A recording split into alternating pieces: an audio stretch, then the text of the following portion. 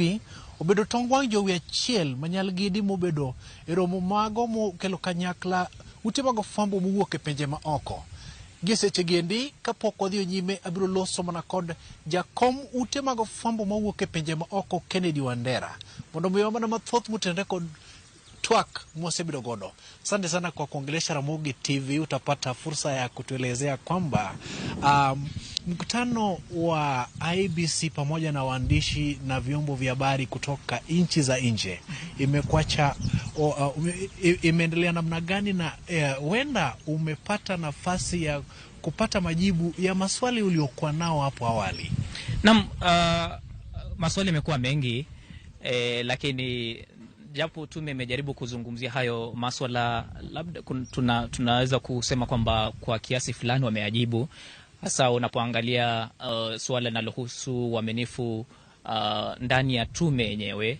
Maana kuna wanasiasa ambao wamekuwa wakisema mambo tofauti kuhusu tume, na vile pia tume imeshutumiwa kwamba haijajitokeza wazi kuelezewa Kenya nini hasa ambacho inakifanya kuongeza ule uwezo wa raia wa Kenya kufahamu kinachofanywa kwenye tume hiyo.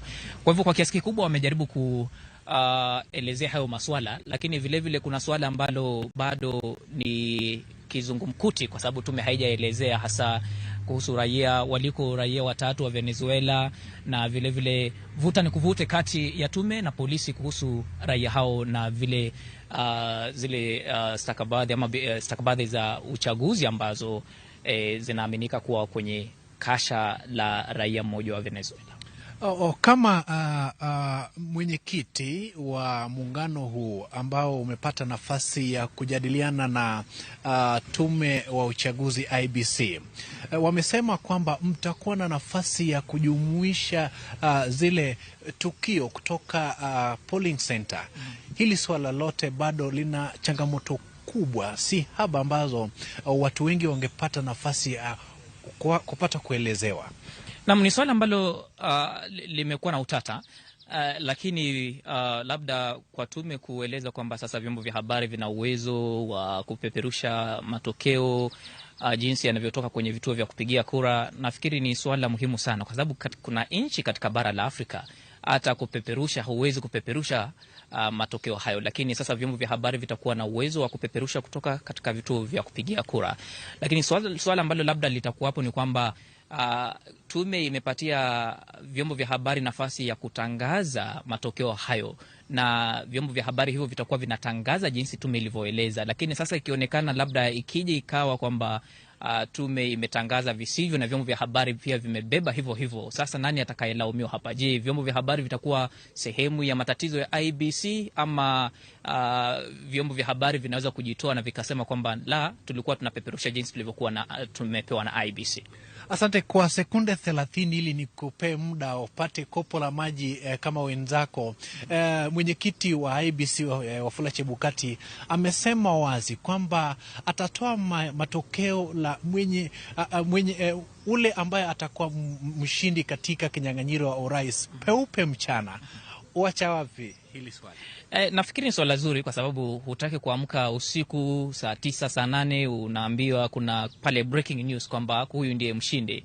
Ni vizuri alivyoeleza mwenyekiti kwamba iwe wakati mchana kutwa, wakati watu wakiwa wanatarajia kujua nani aliyeshinda, kuliko watu kuamkia tu kwamba huyu ndiye mshindi wakati watu wamelala. Lakini nafikiri ni swala zuri, manake hii nchi tuna tatizo. Hapo awali ambapo unakuta matokeo yanatangazwa usiku, watu bado wanalala na unasikia matangazo yametolewa. Lakini alilosema mwenyekiti tunafurahi, na nafikiri Wakenya wengi watafurahia. Asante sana Bwana Kennedy. Asante.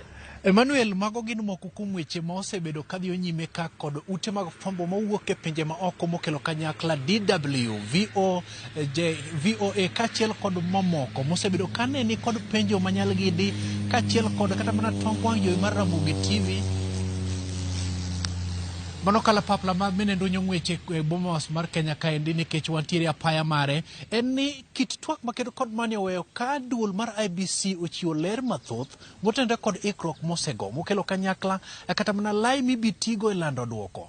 Wach makoro oweyo koganda mathoth seche moko nyalo bedo kod mor ka gibuonjo en ni lando duoko mar jalar komten piny Kenya e yiero midhi tim 2022 niendi ibiland odiochieng' tir obed ahinya katok kadhano sedo migago gimaduong' ni ok ne lande kotieno ka seche moko gimiluongo ni ayula kata mana nogo oganda wach mabende osebedo ka koro kelo mbaka e kind oganda. Duol mar IEBC olero ni kuonde mag luto ombulu ma pacho kaka achiel kod mago mantiere pinje ma oko ma dho liech dendo ni diaspora ma nyaka chop sechegi kwan gi chopo 12 mopogore kod 6 e yiero mokalo biro yudo thuolo mana mar yiero jatend piny Kenya kende.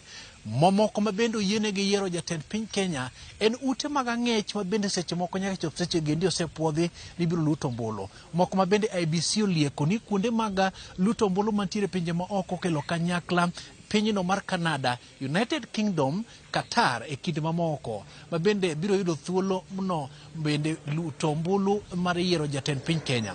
Bende giluwo ni gin koda mbui kata mana network ma kuonde ma network ok nyal bede mabere mar chwalo duoko gibiro yudo thuolo mana mar yudo kaka ginyalo luwo kachiel mar chwalo duoko maketo kod mane.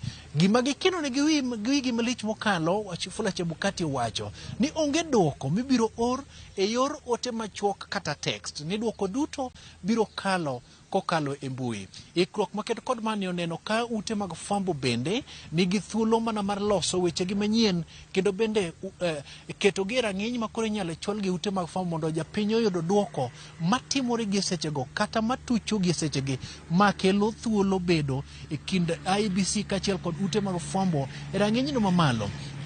Jogo ma bende iluongo ni joneno mowuok e pinje ma oko mosechopo pacho kaendi bedo thuolo mar go kogno kata chowengegi e duoko duto. Nitiere gimiluongo ni Form 34A, Form 34B kachiel kod mamako. Kwachako gi 34A, mano mayudore e kar luto ombulu miluongo ni polling center.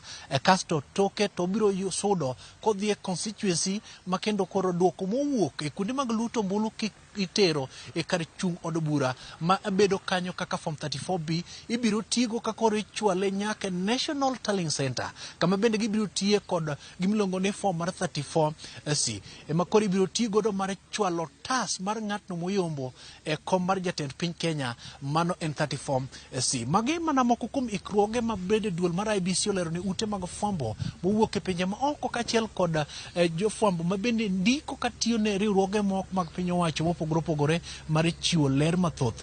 Ka bende pod wago mana kambi ka mana mar chiwo ler kendo yudo gombaka kod kamisonas mopogore mosebedo kaloso kodwa kaendi mana mar iko moko kuom weche ma bende oganda winjo bende rito.